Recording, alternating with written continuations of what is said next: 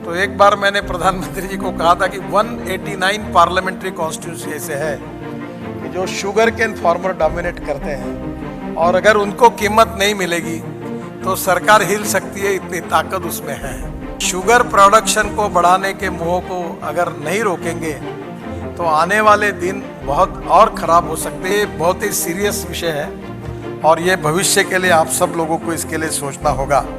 और इस समय अगर सब्सिडी नहीं मिलेगी तो हिंदुस्तान में शुगर का आप क्या करोगे, ये आप ही सोच लो। किसानों को केवल अन्नदाता नहीं कहना है, तो किसानों को ऊर्जादाता बनाना है, क्योंकि अन्नदाता बनकर किसान की गरीबी कभी दूर नहीं हो सकती। शुगर फैक्ट्री को लग रहा कोई सरकार आएगी, हमारी ताकत नहीं है।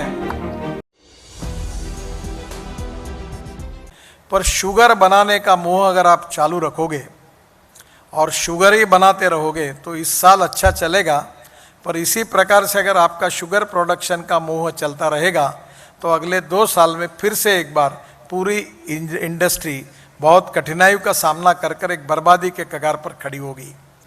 क्योंकि हिंदुस्तान की सबसे बड़ी समस्या यह है कि शुगर सरप्लस, कॉर्न सरप्लस, गेहूँ सरप्लस और राइस सरप्लस।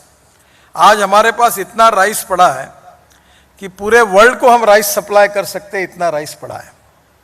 आज हमारे कॉर्न इतना पड़ा है, बड़ा प्रोडक्शन हुआ है कि इतना कॉर्न पड़ा हुआ। वीट के बारे में आज भी हमारे पास जितनी रिक्वायरमेंट है उससे 3 गुना ज़्यादा वीट हमारे गोडाउन में पड़ा है। और शुगर केन का प्रोडक्शन हमने कितना ही किसानों को समझाया कि कम लगाओ, तो भी कोई सुनने के लिए तैयार नहीं है। और अगर इसमें ज़्यादा कुछ हम लोग मार्गदर्शन करेंगे तो एक बार मैंने प्रधानमंत्री जी को कहा था कि 189 पार्लियामेंट्री कॉन्स्टिट्यूंसी ऐसे है कि जो शुगर केन फार्मर डोमिनेट करते हैं और अगर उनको कीमत नहीं मिलेगी तो सरकार हिल सकती है, इतनी ताकत उसमें है। और इसलिए आप कम से कम शुगर प्रोडक्शन को बढ़ाने के मोह को अगर नहीं रोकेंगे तो आने वाले दिन बहुत और ख़राब हो सकते हैं। इसलिए शुगर को प्रोडक्शन को कम करना और इथेनॉल को बढ़ाना, यही हमारे भविष्य के लिए अच्छा है। और इसलिए अभी सरकार ने corn, rice, damage food grain, sweet sorghum, bajra, jowar, any food grain, इनको भी अलाउ किया है। और इसकी भी टेक्नोलॉजी अवेलेबल हुई है, काफ़ी बड़े प्रमाण पर इसका भी रिसर्च हुआ है। तो मेरा आपसे पहले अनुरोध है कि निश्चित रूप से इथेनॉल का प्रोडक्शन बढ़ाइए और शुगर का कम करिए। शुगर का अगर ठीक रहा तो आपको भाव अच्छा मिलेगा, और शुगर का प्रोडक्शन होगा तो 34 रुपये 33 रुपये भाव मिलेगा। और शुगर सरप्लस किया तो फिर 24 रुपये और 22 रुपये किलो पे शुगर आएगी। तो फिर आप ही समझ लो, आपको समझ में आता है कि गन्ने का भाव कम करना ना आपके लिए संभव है ना हमारे लिए संभव है, तो फिर आपकी हालत क्या होगी। तो मुझे लगता है कि ये बहुत ही सीरियस विषय है और ये भविष्य के लिए आप सब लोगों को इसके लिए सोचना होगा। वैसे राइस, ब्रोकन राइस, ये भी बड़े प्रमाण पर अवेलेबल है और इसलिए ब्रोकन राइस से भी इथेनॉल बन सकता है। उसका जो बाय प्रोडक्ट है उसकी भी अच्छी कीमत है। तो मुझे आपको यही कहना है कि आप निश्चित रूप से आने वाले समय में इसके लिए ज़रूर आप सोचिए, क्योंकि WTO के कारण भी ये जो शुगर एक्सपोर्ट करने के लिए जो सब्सिडी मिलती है वो हमने अभी प्रॉमिस किया है कि दिसंबर 2023 के बाद वो नहीं दे पाएंगे। और इसलिए इंटरनेशनल मार्केट में शुगर की प्राइस 23 रुपये 24 रुपये किलो होगी और हमारी 32 से कम जा नहीं सकती। और इस समय अगर सब्सिडी नहीं मिलेगी तो हिंदुस्तान में शुगर का आप क्या करोगे, ये आप ही सोच लो।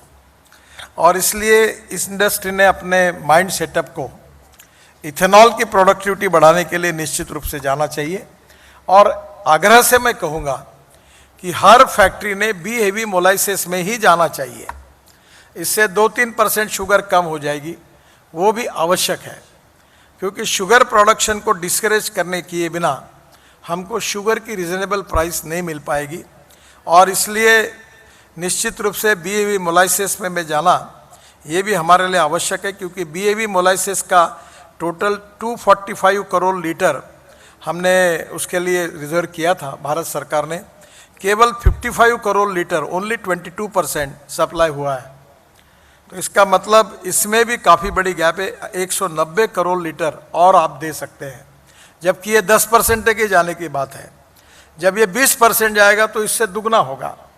तो स्वाभाविक रूप से ये सेफ वे है जिससे शुगर फैक्ट्री भी बच सकती है और इथेनॉल के कारण हमारा इकोनॉमिक्स भी ठीक होगा। मैं ये मानता हूँ कि जो सी हेवी मोलाइसिस है इसको डिस्करेज करना चाहिए, क्योंकि ये करने से स्वाभाविक रूप से आप शुगर को और ज़्यादा बढ़ाओगे तो तकलीफ होगी। और मुझे लगता है कि निश्चित रूप से इसमें भी आप लोग ज़रूर सोचिए।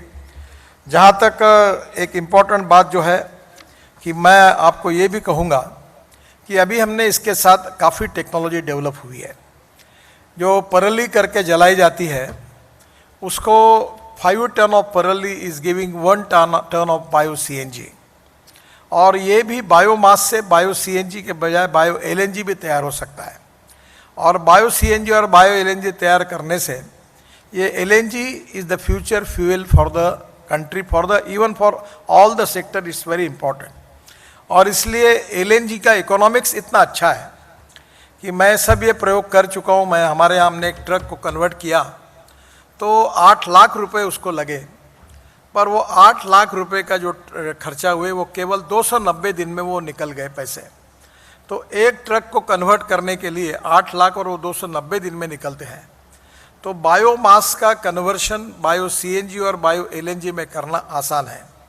तो ये जो बगास है, कॉटन स्ट्रॉ, व्हीट स्ट्रॉ, राई स्ट्रॉ, ये सब का उपयोग हम लोग बायो CNG के लिए कर सकते हैं। मैंने अपना खुद का ट्रैक्टर बायो CNG पे कन्वर्ट किया तो एक ट्रैक्टर के बीच में 1 लाख रुपए की बचत है। और अब भारत सरकार ने बड़े प्रमाण पर सब जिलों में अभी बायो या CNG के लिए पाइपलाइन से गैस सप्लाई करने की योजना लाई है। तो CNG के पंप सब जगह खुल रहे हैं, LNG भी अवेलेबल हो रहा है। तो स्वाभाविक रूप से हम लोग गैस इकोनॉमी की तरफ बढ़ रहे हैं और इसलिए पेट्रोल डीजल के बजाय CNG LNG के तरफ सरकार की प्रायोरिटी है। तो स्वाभाविक रूप से आने वाले समय में बायोमास का उपयोग बायो CNG और बायो LNG के लिए करना ये भी बहुत उपयोगी होगा। विशेष रूप से आपको पता होगा कि 2nd जनरेशन इथेनॉल में आसाम पेट्रोलियम में भारत सरकार ने बाम्बू से भी बायो इथेनॉल बनाया है, पर उसकी कैपिटल कॉस्ट ज़्यादा है। पर आने वाले समय में ये भी एक सोर्स है कि जो हमारे लिए मिलेगा, वेस्ट लैंड पर बाम्बू लगाकर हम लोग उसका भी उपयोग कर सकते हैं। आपको पता होगा कि अभी पावर कॉरपोरेशन ने, पावर डिपार्टमेंट ने, हमारे NTPC और महाराष्ट्र सरकार ने भी ऑर्डर निकाला है कि वाइट कोल के रूप में पैलेट को यूज़ करेंगे और 6 रुपीज़ kg उसका भाव दिया है।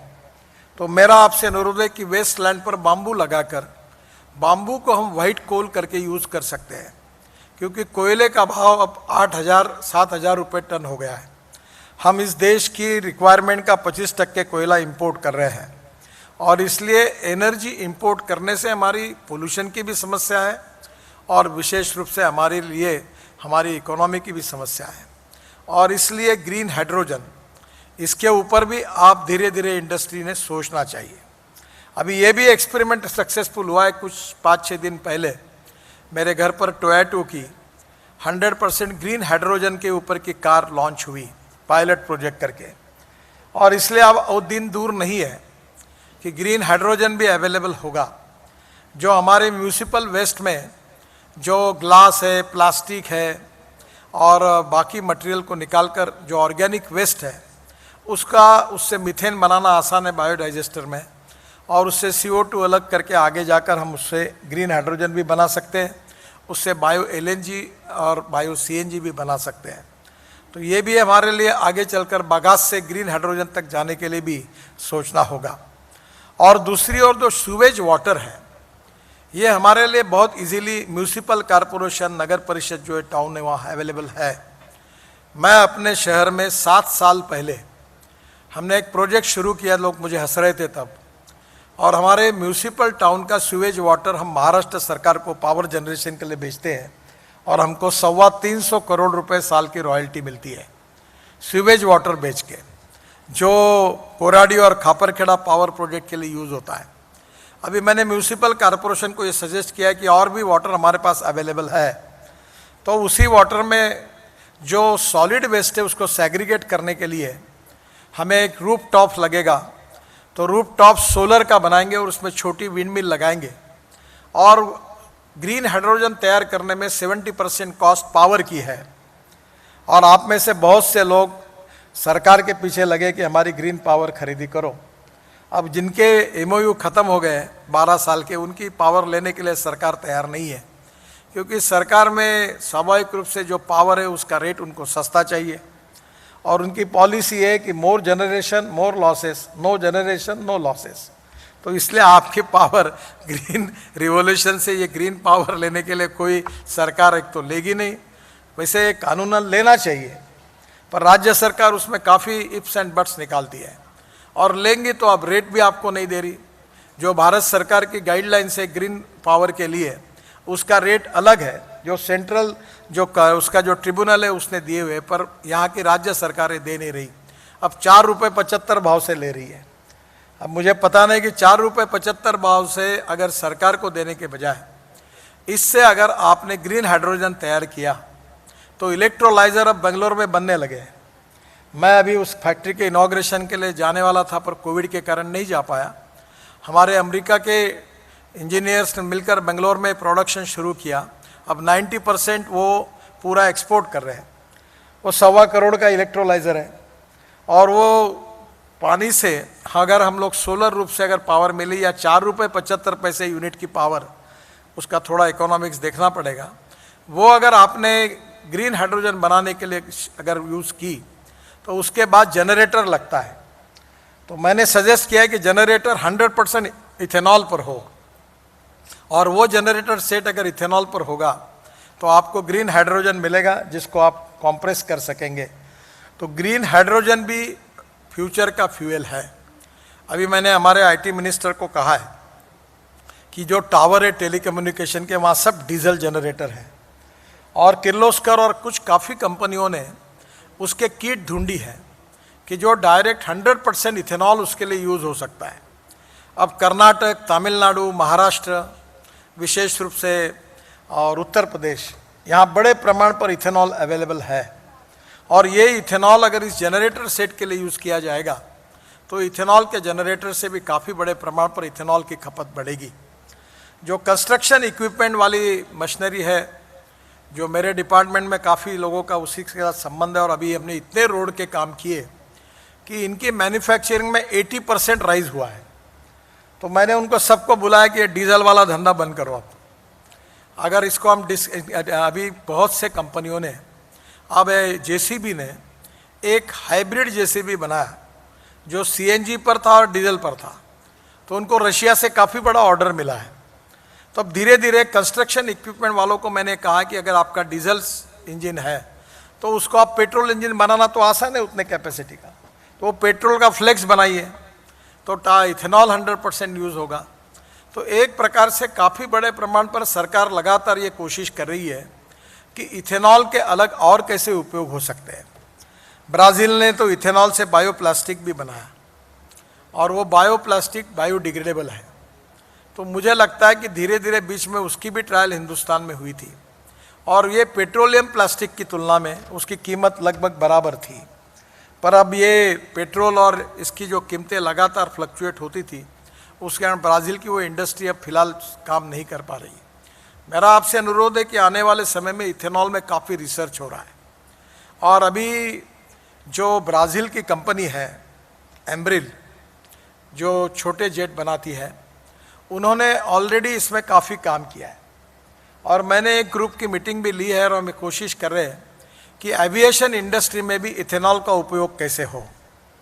और इसलिए स्वाभाविक रूप से बीच में स्पाइस जेट का एक प्लेन देहरादून से हमने दिल्ली लाया था, और उस समय ये जो प्लेन था इसमें 50% बायोफ्यूल यूज़ हुई थी। तो आने वाले समय में एविएशन में आपको मालूम होगा 2 साल पहले 26 जनवरी को जो हमारे दिल्ली में फाइटर जेट उड़े थे, उन सब ने 100% बायो इथेनॉल यूज़ किया था। और चीफ एयरफोर्स के जो चीफ है उनसे साथ, और डिफेंस फोर्सेस के साथ भी लगातार मेरा कम्युनिकेशन हो रहा है, और जल्दी ही एविएशन में, एयरफोर्स में इथेनॉल का बड़ा खप बढ़ाने के बारे में हम लोग गंभीरता से सोच रहे हैं। मुझे लगता है कि 4 लाख टेलीकॉम मोबाइल टावर्स जो है इन टावर्स के लिए अगर हम इथेनॉल यूज़ करेंगे तो और ज़्यादा इसकी खपत बढ़ेगी। तो इसलिए बहुत से लोगों के मन में ये थोड़ा बहुत डाउट है, जो बार बार इसका जिक्र करती है, उसकी चर्चा करना बंद कर दो कि इथेनॉल कौन लेगा, ज़्यादा होगा तो क्या होगा। मुझे ये जो चर्चा है ये निरर्थक है। मैं जब इलेक्ट्रिक व्हीकल की बात करता था तब लोग यही बोलते थे चार्जिंग स्टेशन नहीं है। अब इलेक्ट्रिक इतने बड़े प्रमाण पर आई है कि मैंने अभी ये डिक्लेयर किया है कि आने वाले साल 1.5 साल के अंदर पेट्रोलियम कार की कीमत जो है उसी कार में इलेक्ट्रिक कार मिलेगी। ये मैंने विश्वास के साथ बताया और अब लगभग वो स्थिति आई है। 136% राइज है इलेक्ट्रिक व्हीकल में, और अभी मेरा अंदाज बस में 1200% है। अभी 500 हमारे यहाँ नागपुर में 200, मुंबई में 500 बसेस, पूना में बसेस आ रही है। अब सब जगह इलेक्ट्रिक बसेस आ रही है, लग्जरी बसेस आ रही है। और इसलिए आने वाले समय में हमें किसी भी प्रकार से इंपोर्ट को कम करना होगा। और एक बात ये भी मन में आती है कि फिर इलेक्ट्रिक आएगी तो इथेनॉल का क्या होगा। आप चिंता मत करिए, हिंदुस्तान का 2 बातों में रिकॉर्ड है, एक पॉपुलेशन बढ़ाने में और दूसरा व्हीकल नंबर बढ़ाने में। व्हीकल पॉपुलेशन और जनसंख्या दोनों बढ़ाने में हिंदुस्तान की जनता का विक्रम हर समय वर्ल्ड में पहले नंबर पर रहने वाला है। तो आप चिंता मत करो।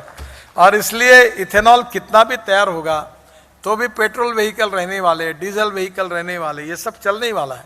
अभी ARI ने और एक रिपोर्ट भेजी है कि डीजल में भी 15% इथेनॉल डालना, ये भी अभी इसके भी ट्रायल शुरू है। Ethanol, methanol, biodiesel, bio CNG, bio LNG, electric, green hydrogen, ये हमारी फ्यूचर है।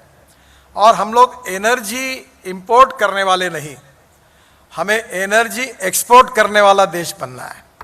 और किसानों को केवल अन्नदाता नहीं कहना है, तो किसानों को ऊर्जादाता बनाना है, क्योंकि अन्नदाता बनकर किसान की गरीबी कभी दूर नहीं हो सकती।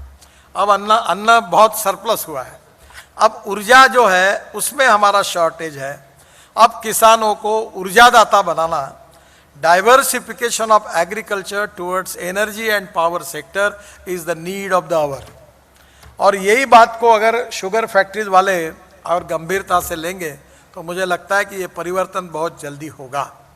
और इसलिए फिर से एक बार मैं आपसे अनुरोध करता हूँ कि शुगर प्रोडक्शन को कम करो। शुगर प्रोडक्शन अगर ऐसे ही बढ़ाते रहोगे तो आपके हाल ऐसे हो जाएंगे कि आप पहचानने लायक नहीं रहोगे। क्योंकि आपको इस बात के संकट को शायद अभी भी शुगर फैक्ट्री को लग रहा कोई सरकार आएगी, हमारी ताकत नहीं है, हम सब्सिडी देना चाहते तो भी दे नहीं पाएंगे। और जब 32 रुपये किलो आपका मिनिमम रेट होगा और इंटरनेशनल प्राइस 25 रुपये होगी, तब आपके सरप्लस शुगर का क्या करोगे? गोडाउन में रखोगे, बैंक का ब्याज भरोगे, साल भर भरते भरते ब्याज में लॉस हो जाएगा और दिवाला पिटने की स्थिति में आएगा। ये मैं बहुत गंभीरता से आपको बता रहा हूँ। और इसलिए बी हेवी मोलाइसिस मैंडेटरी जाओ, शुगर को कम करो। इस साल भी शुगर के रिकॉर्ड है। अभी ये महाराष्ट्र के हमारे शुगर डायरेक्टर बैठे हैं, मुझे पता नहीं कि इस बार पूरे गन्ने का क्रशिंग करना इनके लिए बहुत बड़ी समस्या है, क्योंकि शुगर लोगों को बाकी कोई क्रॉप्स में इकोनॉमिक वायबिलिटी नहीं है। जो शुगर में प्रोडक्शन मिलता है, शुगर केन में जो कमाई होती है वो बाकी क्रॉप्स में नहीं है। क्योंकि ग्लोबल इकोनॉमी में क्रॉप पैटर्न के बारे में किसानों को सोचना होगा कि शॉर्टेज किसका है और सरप्लस क्या है। हम तेल बिया में शॉर्टेज है, 1,40,000 करोड़ का एडिबल ऑयल हम इंपोर्ट कर रहे हैं। और मैं आपसे अनुरोध करूंगा कि सूर्यफूल हो, सोयाबीन हो, सरसों हो, जो एडिबल ऑयल सीड है, अभी राइस ब्रांड तेल भी बड़े प्रमाण पर हो रहा है, हमें खाद्य तेलों में आत्मनिर्भर बनने की आवश्यकता है। और इसलिए शुगर केन के बीच में अगर हम तेल बिया लगा सकेंगे तो वो भी अच्छी बात होगी। हम पाम ऑयल के लिए भी अभी पाम के लिए बड़े प्रमाण पे प्लांटेशन करने की कोशिश कर रहे हैं। तो आने वाले समय में वर्ल्ड की सिनेरियो को ध्यान में लेते हुए, ग्लोबल इकोनॉमी का अध्ययन करते हुए किसानों को चलना होगा और आपको उसी प्रकार से उनको गाइड करना होगा। और इथेनॉल में बहुत बड़ी क्षमता है। अभी अब मुझे नहीं लगता कि आने वाले 8-10 साल कोई कमी है। और इसलिए स्वाभाविक रूप से इस परिस्थिति का विचार करते हुए हम सबको अपनी नीतियों को तय करना होगा।